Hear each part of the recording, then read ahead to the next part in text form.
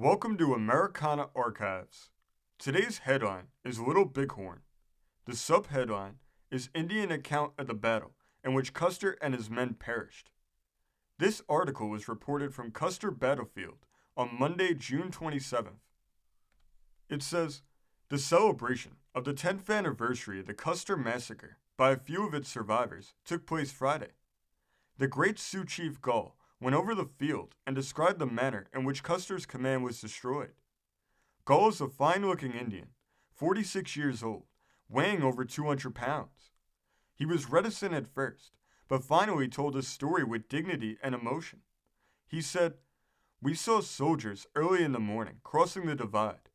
When Reno and Custer separated, we watched them until they came down into the valley. The cry was raised that the white soldiers were coming, and orders were given for the village to move. Reno swept down so rapidly upon the upper end that the Indians were forced to fight. Sitting Bull and I were at the point where Reno attacked. Sitting Bull was the big medicine man. The women and children were hastily moved down the stream where the Cheyennes were encamped. The Sioux attacked Reno and the Cheyennes Custer, and then all became mixed up. The women and children caught horses for the bucks to mount, and the bucks mounted and charged back on Reno, checked him, and drove him into the timber. The soldiers tied their horses to trees, came out, and fought on foot. As soon as Reno was beaten and driven back across the river, the whole force turned on Custer and fought him until they destroyed him. Custer did not reach the river, but was met about half a mile up the ravine, now called Reno Creek. They fought the soldiers and beat them back, step by step, until all were killed. One of Reno's officers confirmed this, saying it was probably during the interval of quiet on Reno's part that the Indians massed on Custer and annihilated him. Gall continued, the Indians ran out of ammunition and then used arrows. They fired from behind their horses. The soldiers got their shells stuck in the guns and had to throw them away. Then they fought with little guns, pistols. The Indians were in couples behind and in front of Custer as he moved up the ridge, and were as many as the grass on the plains. First 2 companies, Keogh's and Calhoun's, dismounted and fought on foot. They never broke, but retired step after step until forced back to the ridge, upon which all finally died.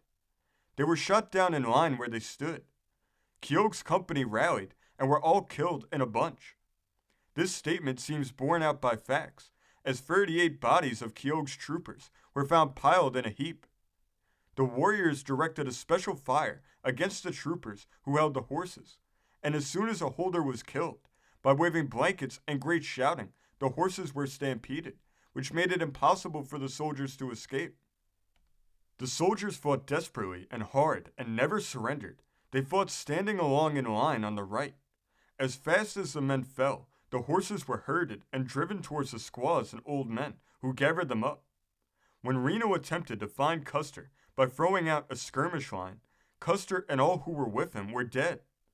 When the skirmishers reached a high point overlooking Custer's field, the Indians were galloping around and over the wounded, dying and dead, popping bullets and arrows into them. When Reno made his attack at the upper end, he killed my 2 squaws and 3 children, which made my heart bad. I then fought with hatchet, meaning mutilated the soldiers. The soldiers ran out of ammunition early in the day. Their supplies of cartridges were in saddle pockets on the stampeded horses. When their ammunition was gone, the Indians killed the soldiers with hatchets. A lot of horses ran away and jumped into the river, but were caught by squaws. Only 43 Indians were killed altogether, but a great many wounded ones came across the river and died in the bushes.